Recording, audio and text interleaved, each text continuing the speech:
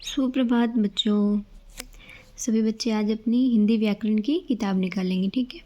इसमें हम पढ़ रहे थे आपका पाठ 16 पढ़ रहे थे अविकारी शब्द, ठीक है। अविकारी शब्द कौन कौन से होते हैं, उनके कितने प्रकार होते हैं, तो इसके हमने 4 प्रकार पढ़े थे, ठीक है। क्रिया विशेषण, संबंध बोधक, समुच्चय बोधक और विस्मयादि बोधक, ठीक है। तो हमने इसका पहला भाग क्रिया विशेषण अव्यय पढ़ लिया था और इसके भी कितने 4 भाग हमने इसके पढ़े थे, ठीक है। फिर हमने पढ़ा था विशेषण और क्रिया विशेषण में अंतर क्या होता है, ठीक है। इसके बाद हमने इसका दूसरा भाग पढ़ा था उस दिन, भेद, संबंध बोधक शब्द क्या होते हैं, ठीक है।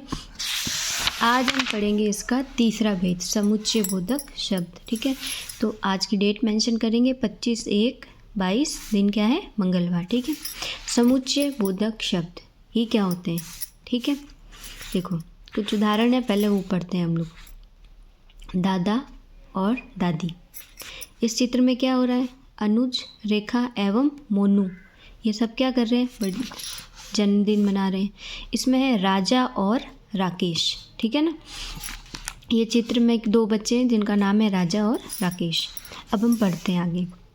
और वह एवं ये शब्द 2 शब्दों को जोड़ रहे हैं, ठीक है। ये देखो दादा, बीच में ये क्या आया, और इसके बाद क्या है, दादी।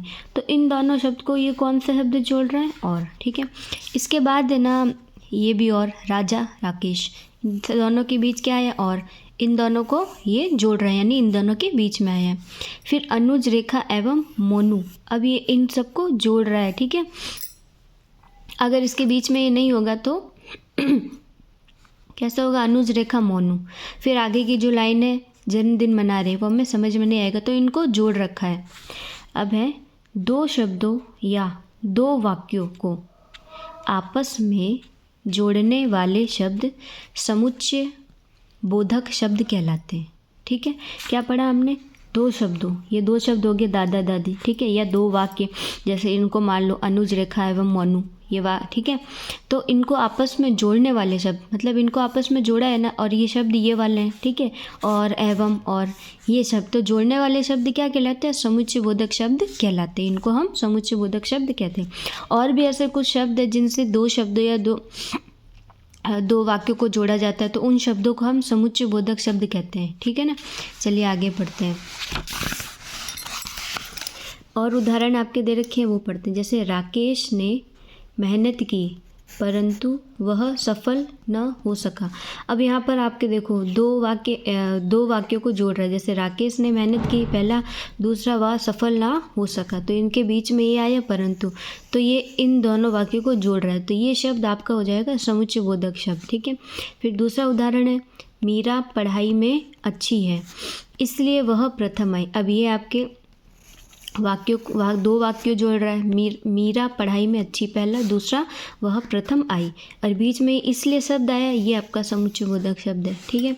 फिर तीसरा है, मुझे बारिश में खेलना और पेड़ पर चढ़ना बहुत पसंद है। तो मुझे बारिश में खेलना और पेड़ पर चढ़ना बहुत पसंद है, तो ये 2 वाक्यों को जोड़ रहा है, कौन सा, और शब्द, ठीक है। तो परंतु, इसलिए, और, एवं, ऐसे और भी शब्द है जिनसे क्या है 2 वाक्यों को जोड़ा जाता है, उन शब्दों को हम समुच्चय बोधक शब्द कहते हैं। जैसे इसी प्रकार, और, जब, तब, इसलिए, ताकि, क्योंकि, यह, अथवा आदि शब्द भी 2 शब्दों या 2 वाक्यों को जोड़ते हैं। ये सभी समुच्चय बोधक शब्द हैं, ठीक है। ये सारे शब्द क्या हैं, समुच्चय बोधक शब्द। और, जब, तब, इसलिए, ताकि, क्योंकि, अथवा, ठीक है, ये सारे शब्द क्या हैं, समुच्चय बोधक शब्द हो गए आपके। इनसे क्या है 2 वाक्य 2 शब्दों को जोड़ा जाता है, ठीक है। तो ये वाला भाग आपका पूरा हो गया है। अब आपको ये है ना, ये हो गया आपका तीसरा भाग समुच्चय बोधक, ठीक है। इसके प्रश्न उत्तर है, इसके जो ये है अभ्यास वाले प्रश्न, इसको हम करेंगे बाद में, मैं आपको बाद में सेंड कर दूँगी। ये क्या है, नीचे दिए गए समुच्चय बोधक शब्दों के वाक्य बनाइए। इन शब्दों से आपको क्या बनाना है, वाक्य बनाना है, ठीक है। फिर प्रश्न नंबर 2 है, नीचे दिए रिक्त स्थान में उचित समुच्चय बोधक शब्द भरिए, ठीक है ना। इसमें उचित जो समुच्चय बोधक जिनसे शब्द जुड़ेंगे वो भरेंगे, ये हम बाद में करेंगे। अब आगे पेज टर्न करेंगे। इसका जो चौथा भाग है विस्मयादि बोधक, चौथा जो भेद है वो पढ़ेंगे अब, ठीक है ना। अविकारी के विस्मयादि बोधक शब्द। ठीक है, देखो पहले ये कुछ चित्र दे रखे हैं, ठीक है, उनको पढ़ते हैं। इस चित्र में क्या हो रहा है, ये जो मम्मी है ये अपने बेटों को बोल रही है शाबाश, ये चिन्ह आ गया, तुम प्रथम आए हो, ठीक है ना। अपने बच्चों को कह रही कि तुम फर्स्ट आए हो, मतलब खुशी हो रही है मम्मी को, तो ये उनको शाबाशी दे रहे हैं। फिर दूसरा चित्र क्या है, ये आइसक्रीम बेचने वाला ये बच्चा इनसे आइसक्रीम ले रहा है, तो ये बच्चा कह रहा है वाह कितनी स्वादिष्ट आइसक्रीम है, इसको बहुत खुशी हो रही है कि कितनी अच्छी टेस्टी आइसक्रीम इसने ली है। अब हम आगे बढ़ते हैं।